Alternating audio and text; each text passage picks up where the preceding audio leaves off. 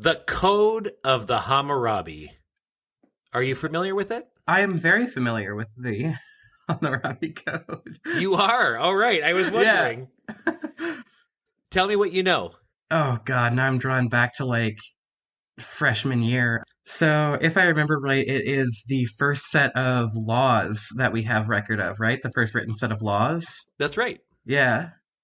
Found Ancient in Babylon. Mesopotamia, right? Yes, exactly, in the Yep. Mesopotamia. Human civilization is thought to have sprung from the Mesopotamia, like that's where modern ideals of human civilization came from. And the first written laws were written literally on this giant statue, the stele, that had the king of Hammurabi of Babylon's code for conduct in Mesopotamia at the time. And I think it had punishments on there too. So it was like if like these are like the going rates for like wheat and chicken eggs or something like that. And then it was like, by the way, if your husband or wife commits adultery, then throw them into the lake or something like that. Yes. This is such a divergent, but I'm so glad you brought that up. So absolutely. I mean, law and punishment. The term lex tenalius, which means an eye for an eye, which you will later find in the Christian Bible, is on this tome. I mean, is literally featured in the original code here. So yeah, it's like legitimately, if you guys have not heard of the Hammurabi Code, I recommend you at least do some basic research into it because it is really fucking fascinating. It's extremely fascinating. And so I'm going to tell you something about the Hammurabi Code that I think you will find especially fascinating. And that is the Selzikram, which in the Sumerian language means woman, man, or male daughter. And this was a particular set of codes that provided for legal status of a biologically female person to receive inheritance within their family in order to be able to live on the legacy of their family. Yeah, I do actually remember this. This was one of the most fascinating things that I found when reading about the Hammurabi Code was this like fascinating laws and rules about how, you know, because women, of course, they were expected to lean on men for the majority of their living, but there were rules and laws regarding like if your husband died and you were like, you didn't have any sons, then, you know, and you were the wife, then you'd be accepting that inheritance and stuff. And like just this really fascinating workaround basically that they had for this. Well, and such a workaround, such that it created essentially trans men in ancient Mesopotamia, because the person in the scenario would be able to inherit the rights of the dowry, inherit their father's property, but they also were expected to take a patriarchal role within that society. And so they needed to take a male dominant role in Mesopotamia in order to be able to receive that inheritance. And so they were able to marry women and they were able to adopt children. And that was the rule of law in order to create this standard that if you did not have a male heir, you had this other way to be able to provide for your family. Isn't it so funny when history, specifically like Mesopotamia and sort of just the River Valley in general, has better laws regarding homosexuality, women loving women, adoption, and, you know, trans men that even our modern society can't seem to get right? Well, we've said it before, but this whole idea that being trans is a modern idea and that this is something that's brand new and it's made up by the internet and it's being forced on our children. But look on back to literally the first recorded laws in the world that obviously influenced the Bible, and you will find that the idea of gender roles and how we identify in our gender far, far predates anything in modern time.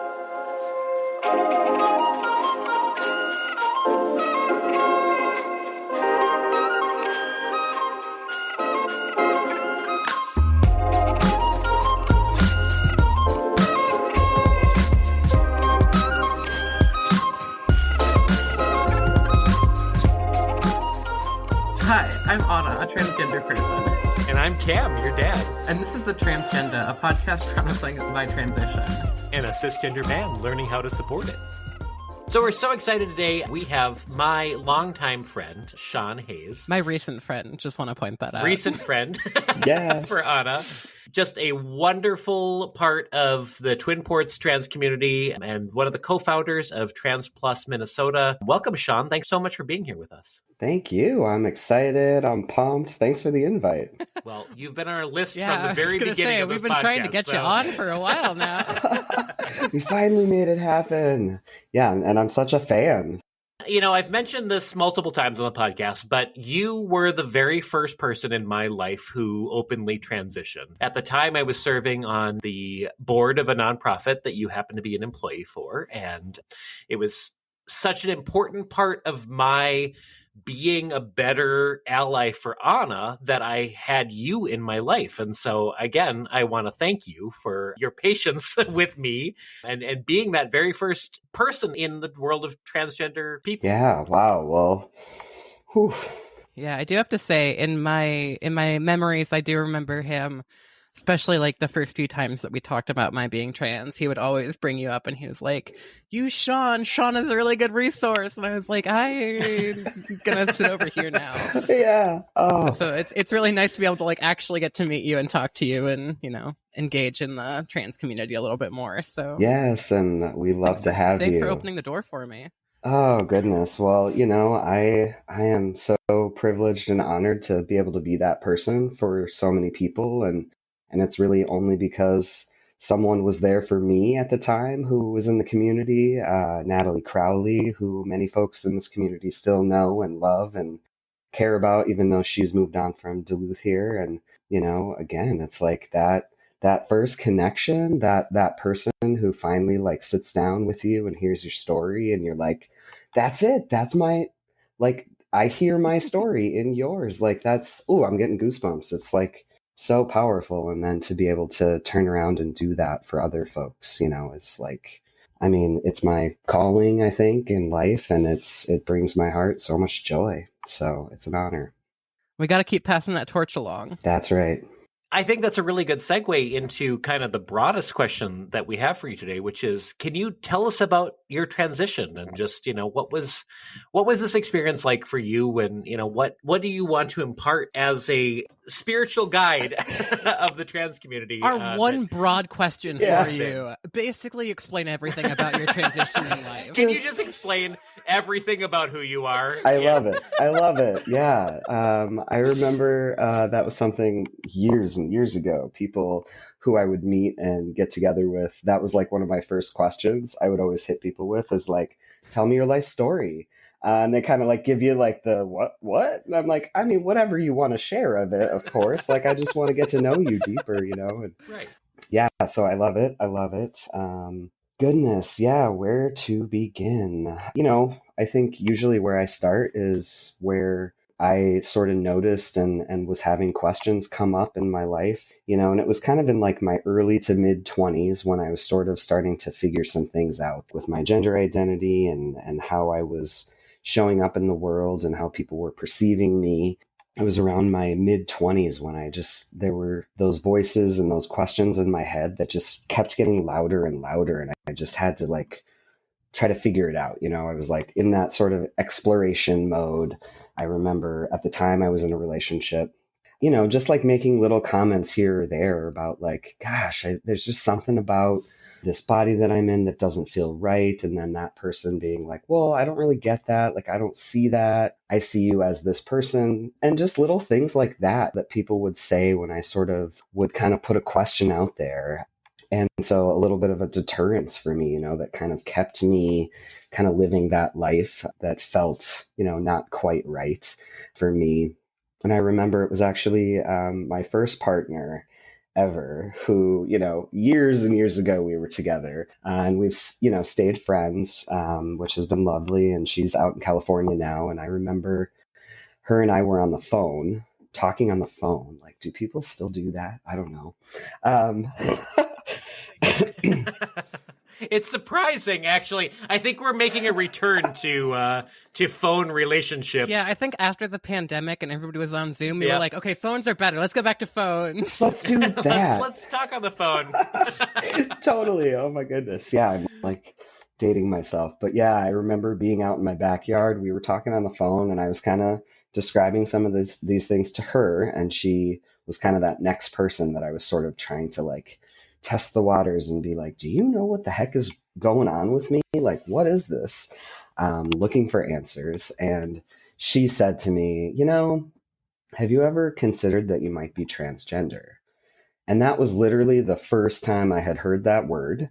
And I was, gosh, I would have been about 25 at the time. I grew up in a very religious, conservative home. And so, I didn't learn about the LGBT community. Like, I remember the first like queer person I saw was on TV, Dawson's Creek, if anyone remembers that, Jack from Dawson's Creek. But it was like, I didn't know anything. There's a certain percentage of our audience that absolutely knows what Dawson Creek is. So you're good. That's here. right. Yeah. And so just having no access or education about what it meant to be queer or gay or trans. And so when she said that, I was like, what? I don't know what that is. And that really began like my deep dive into YouTube.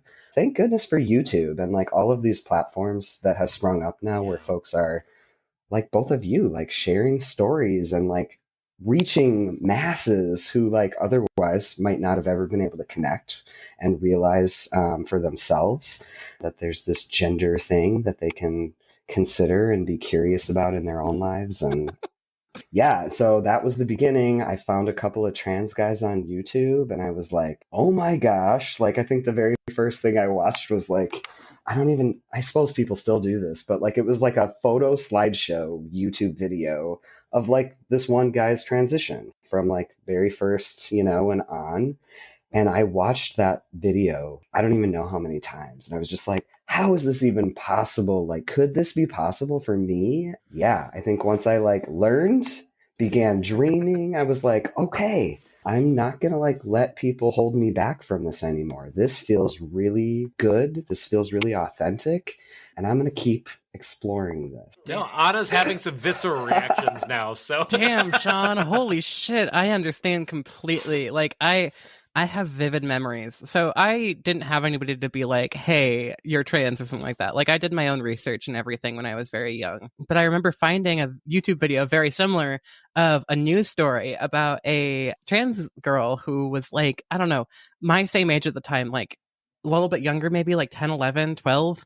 And, she was like starting her transition and going on puberty blockers. And, like they were talking about all these things that the parents had dealt with as she was growing up. And I was like, oh, maybe I should take a look into this. And so, like I really understand that, finding that YouTube video that you go back to over and over and over again. And you're like, this is me. This is, like, I feel this. Totally. It's the best.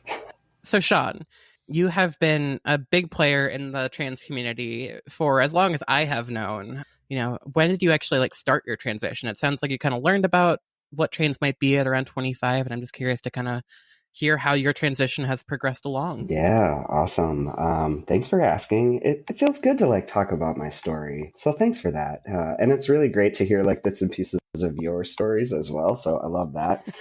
But yeah, so continuing on in the Sean saga, let's see, I was like 27 years old. So it was the very end of 2014. It was December. It was snowy. It was late at night. I'm about to start a novel, it sounds like. But I was tripping. Yeah.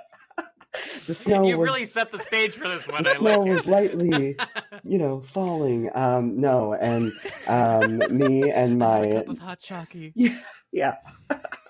That would have been better if I had, but no, my now wife, Amy, and I were laying in bed and it was super late and we were just kind of chatting probably about, where I was at with all of this. And I met Amy actually as I was kind of just starting like to be like, I am trans, but I hadn't actually said that. Like I hadn't like fully come to terms with that, but I was close. And so we connected and she was like the most lovely person. She just like was along for the ride and like was super supportive and, would never say like, well, I think you should do this or that. She was always like, what do you think? And was lovely. And so we're laying there, it's late. And I just remember being like terrified. And I whispered, I'm trans. And Amy goes, what? like, like she totally heard me, but she was prompting me, Oh my God. and she's like, what? And I'm like, I'm trans. And she's like, what was that? And I'm like, I'm trans. And she was like, oh my God, that's so great, and so it's this whole moment, and it's like cemented forever. That's so sweet. In my memory, Yes. as just this, like, yeah, it's like, when you're standing on the edge of a cliff and you're like, am I going to fall into the abyss and this person I care about is going to like abandon me or, whatever. And yeah, so it was like that first person who affirmed me and was like, I see you, like, I see it. It's been Sean this whole time. And like, now you're seeing it. Yeah. So yeah, it was such a cool moment. And so then, yeah, I often, how I share my story is like the first thing I was thinking about after like I had that moment was like, now what? Like, what the heck do I do? What's, like, I need like, someone to guide me through this process. I have no idea what I'm doing. And it was through like a series of friends that I actually connected with Natalie Crowley, a lovely person who was basically doing a lot of what I do now in the community before I was around. And she connected with me. We met up at Amazing Grace in Canal Park. And Amy and I and her sat down, and she shared her story with me, and then she listened to me talk about my, what I understood at that point, this jumbled, rambly mess, I'm sure. And she was so graceful and kind. And she was like, hey, look, okay, so there's this group. It's called the Lake Superior Transgender Group. I'm kind of a part of it. She was facilitating it. And at the time, she had shared with us that day that the group really hadn't been functioning. They hadn't really been able to hold meetings just because of her capacity, and others were just like burnt out, And so she was like, Right. sorry, but like I can connect you with some of these other folks in the community. And so I met up with like 4 or 5 trans folks, and it was like, again, just mind blowing to like meet people who like get it. And yeah, and we sat down one evening in the spring of 2015 at the Building for Women, a group of us, and we were like, okay, we got to get this group back going. Like, what's the plan? What are we doing? Is it like Superior Transgender Group? Is it something new? And that night is basically where Trans Plus was created with that group of people, and the rest is history and future. It's amazing. I love to hear that. I mean, like, I think that really what it does take is getting to be around people who do know what's going on and everything. So, thank you so much for sharing your story, especially with me and with our listeners. Like, I think that's really important for everybody around us to hear. I think it really is too.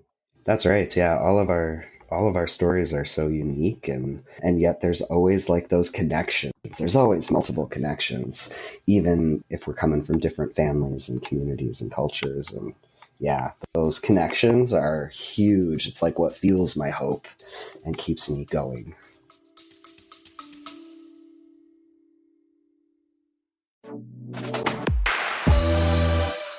Looking for positivity within our community? Then listen to Queer We Are, the podcast where you hear some of the most interesting and successful LGBTQ plus people share uplifting stories, including their definition of success, how they achieved it, and what they learned along the way. Guests include celebrities, activists, politicians, athletes, and many more. Click the link in the show notes and check us out, or go to queerweare.com. If you've been looking for both fun and inspiration, now you know where to find us. Queer We Are.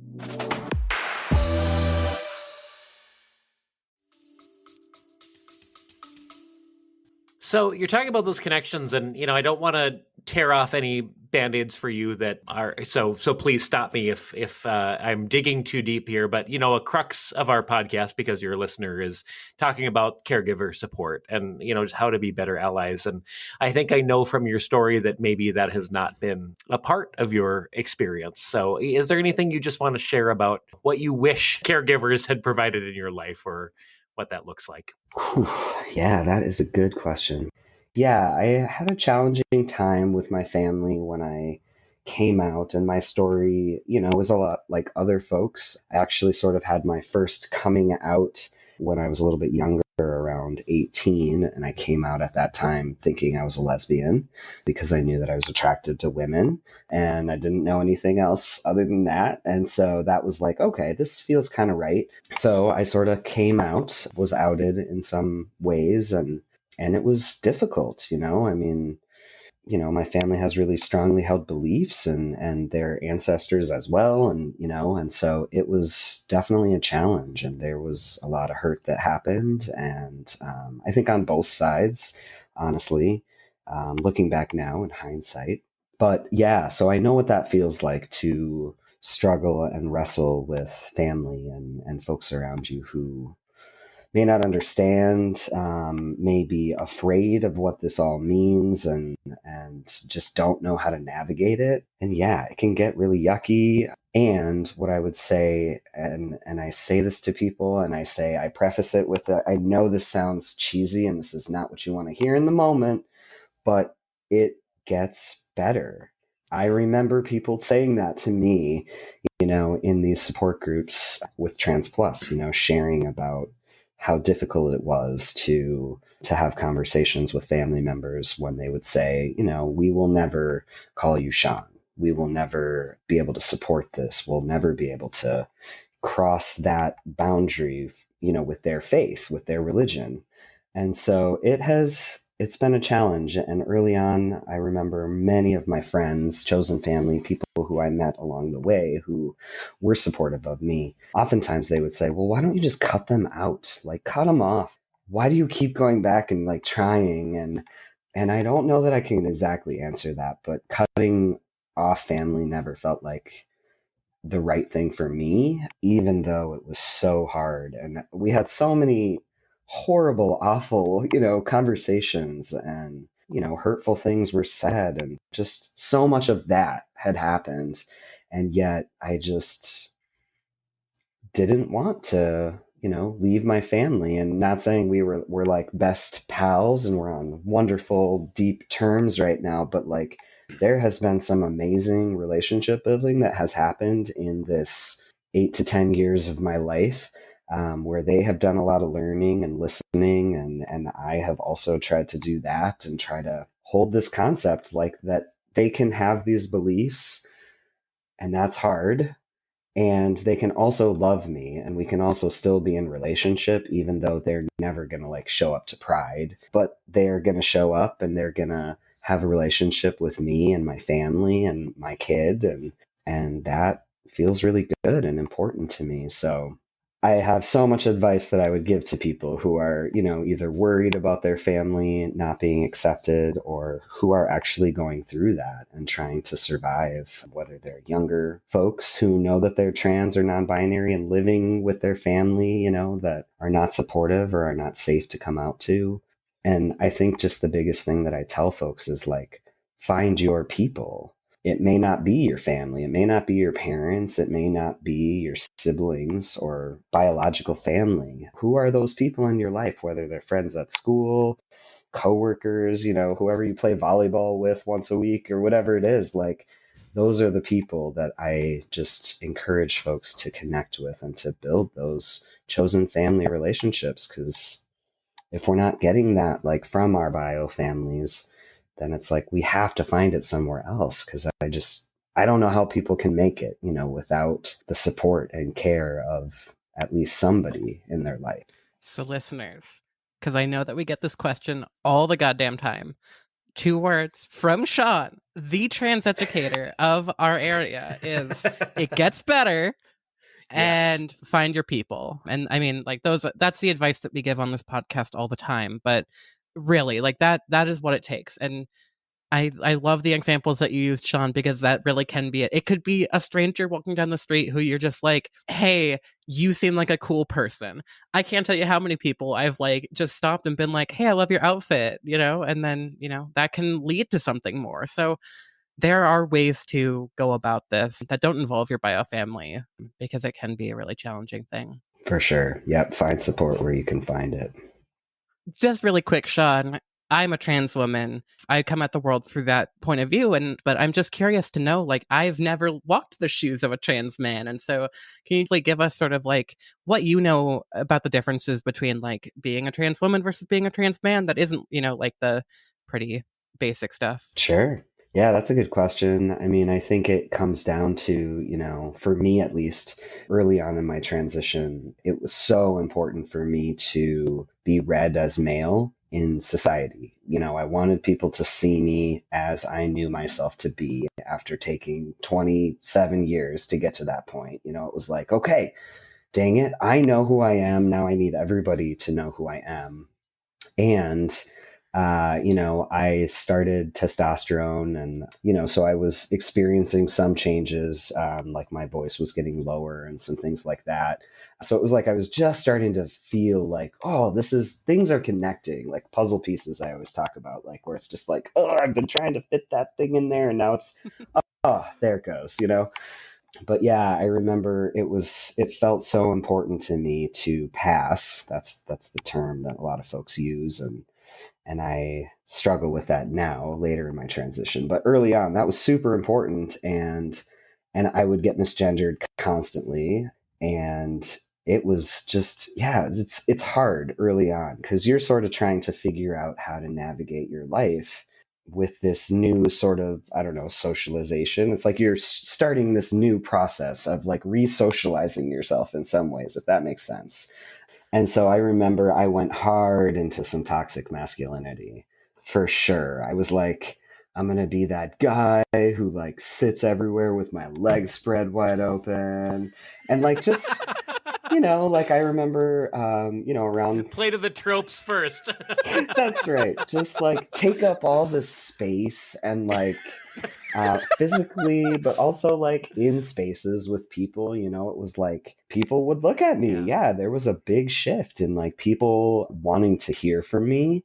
And so like there was all of this privilege that immediately started showing up in my life. And I was like, I'm taking this. This feels good. Like, I mean, growing up for that many years, being socialized female and then being able to experience this male privilege that you hear people talk about. And it's real. Like people that would not have listened to me were listening to me. And it was like, okay, wow, people are valuing me. Like this feels good. I feel seen and all of these things. And then it was like, okay, as I began learning and growing and making a lot of mistakes along the way, learning how to do community work in a good way, I started seeing those things. And honestly, like my chosen fam and people who I was meeting would come to me and be like, hey, that thing you just said was real messed up.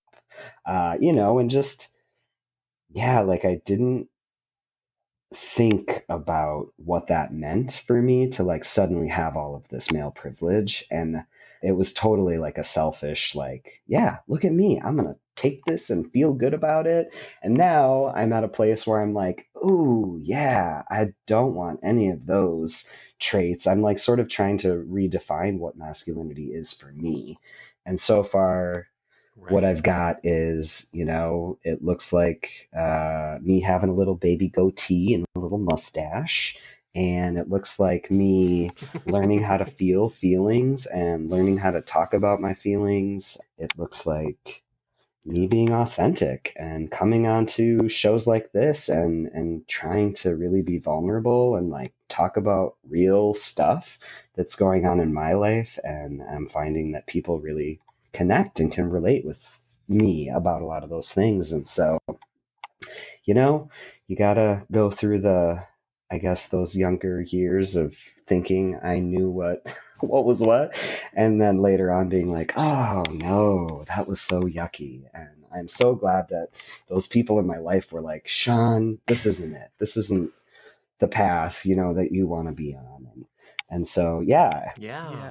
You're lucky to have those people, but also, what it was almost learning a brand new identity in some ways, that you had to have that self-exploration. And it's amazing. I've watched both of you go through that, learning what a new identity looks like. And I'm proud of both of you for finding your place in those things. That's, that's amazing. Yeah, as a trans woman, I just want a quick touch on losing a lot of that privilege was a really big deal to me. And I remember to this day, the first time that I tried to take a hike out and, as my authentic self, I was like, oh, everything is terrifying in the world. Not only am I now a woman, a pretty common target, but I'm also a trans woman. So now I have two targets on my back. And, I remember shortening my walk much more than I normally would and coming home and just being like, blah to my dad of info dumping of this is so strange to me of I can't just walk anywhere. I can't just go out and hang out in the middle of the night and not worry about anything. I have to physically think constantly about all these things. And so I think of anything like that was one of the biggest shifts that we don't really talk about much, is that kind of privilege shift. Yeah. That's right. Yeah. And having experienced and grown up feeling that fear and learning those things of don't go anywhere by yourself, go to the bathroom with a pack of your friends so you're safe, walk with your keys in your hand to your car at night, all of those things. And I think that I still carry those with me, and so it's interesting, things that I would have shied away from early on in my transition or deemed too feminine. I'm actually, is that feminine or is that just kindness and communication, basic things that I think all humans should do, but we define them as being feminine to be emotional. And it's wait a minute, don't all humans have emotions? What? Most, maybe. What can our trans listeners get out of Trans Plus Minnesota, and what kind of resources do you recommend for folks who are transitioning, or just what is there out there? Great question. Yep. So Trans Plus has been around for about 7 years now, and we're going through some transitions of our own. We're trying to grow and expand what we're able to do in and for our community. And we started off I shouldn't say only, but our main focus when we first created Trans Plus was support and offering support groups, and that has expanded now from meeting twice a month, 2 Tuesdays a month, to now just in the last year or so, we have a second support group that meets every Monday night, and we're virtual right now just because of COVID and whatnot. But yeah, so that's sort of our bread and butter. Support is the main thing that we do through those groups, and they are peer-to-peer run groups. So it's just trans and non-binary folks getting together and sharing our stories, and people ask questions, and some folks who show up are brand new and have no idea. They don't know if they are trans, they're questioning, and we welcome those folks as well. And so, yeah, it's just a great way to connect. And again, just hear other folks' stories, find what fits and connects with you. And then our community is so amazing in that people will go with you hand in hand and be okay, you want to get on testosterone? Here are some of the steps. Here's a doctor. Here's this person or that, and the community has just always been that amazing. People just step up and are okay, I hear you sharing about an unsupportive family. Here's my experience with that and how I dealt with that. And it's so amazing. So the support aspect of Trans Plus is will always be a part of what we do. And we've also expanded. Things are a little different in COVID, but since our creation, we've expanded to, the way I talk about it is 4 different areas. So we've got that support area with support groups and folks meeting one-on-one and, getting together and sharing that. And then we also offer education. So we started doing Trans 101 trainings where people just started asking us, can you come in and teach our staff what it means to be trans and how we can be more inclusive in how we approach folks and let the trans community know that we're a safe place. And so that is something I love to do. I mean, I love educating and teaching folks and trying to build connections again with these mostly strangers who are, maybe they're like, I don't get this stuff, and they're terrified, or like, like maybe they're just like, I'm never gonna get this trans stuff. And it's like, I just really love connecting and being like, what is that question? Like, what are you thinking about that? And yeah, and people always feel so much better after they like learn some of the basics, and that like most trans folks aren't out to be like, you made a mistake, you're an awful cis person. Like, no, like I make mistakes all the time. Like I mess people's pronouns up, like, Yeah. and I just catch myself and I'm like, oh, wait, no, it's they, or no, this or that. But anyway, so we've got support, education, as well as community is one of our big focuses. We started doing and hosting community events, whether that was, partnering with like the Feminist Action Collective. We hosted like a trans inclusive feminism panel night, where it's like we bring folks together, again, sharing stories. There's an education piece behind that, but really it's about helping folks connect with more folks who are, affirming, who are at least, I wouldn't say there's any perfect allies out there, but like folks who are trying, like, again, it's huge to connect with community. And then the fourth area is resources. Like resource navigation has been such a huge part of like my advocacy within community, because folks will reach out and be like, I'm about to get evicted. Like, what do I do? And then I try to connect them to like the safe housing person who knows housing stuff, because I don't know that, right? So it's like through these connections I've been able to make, like we're able to, and lots of other people too, right? It's not just my connections. But like, yeah, who knows stuff about like unemployment? Who knows stuff about addiction, mental health? Like how do we connect our folks, our people, our siblings to like what they need? And especially if we can find like one person within this system, nonprofit business that like we know is an ally, who is someone that they can safely access those resources. Because many of our folks have experienced harm and just outright discrimination going to these, human resources type places. And it's tough to see folks get turned away from those places. So yeah, just connecting folks to resources that they need. And so if folks are wanting to connect more deeply with Trans Plus, if they're interested in attending a support group or getting involved, if you're trans, non-binary, two-spirit person, anyone under the trans community like umbrella, we want you to come and connect with us and show up at a support group or volunteer to facilitate one of those. Where can they find you, Sean? So you can find us on our website, transplus.org, and that has a contact form that I always push folks towards. Like, that's the best way to get in touch with us is through our website and through that email. And then we also have built a pretty cool social media following on Instagram as well as Facebook. So folks can find us on both of those platforms.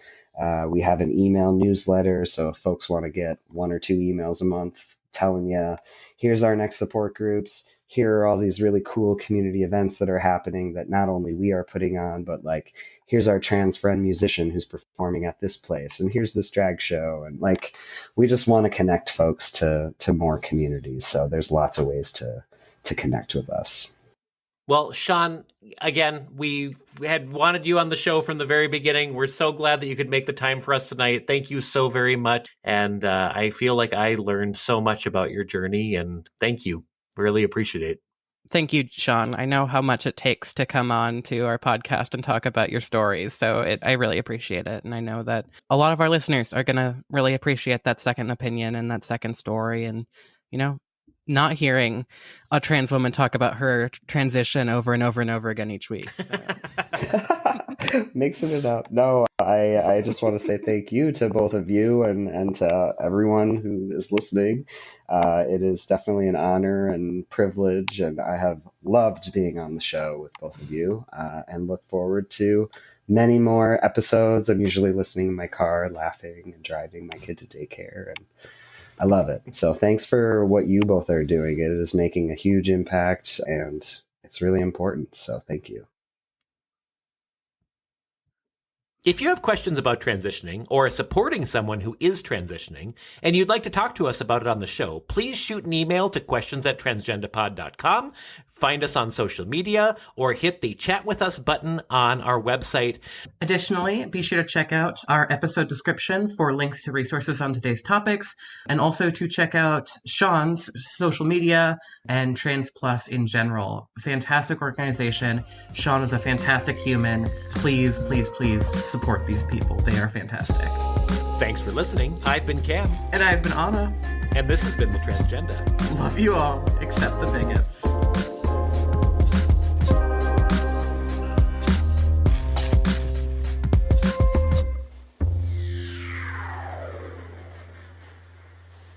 Would you like to support our podcast? Well, you're in luck. We have a Patreon now. Just visit patreon.com/transgendapod, and for as little as $3 a month, you can support the content that we're creating.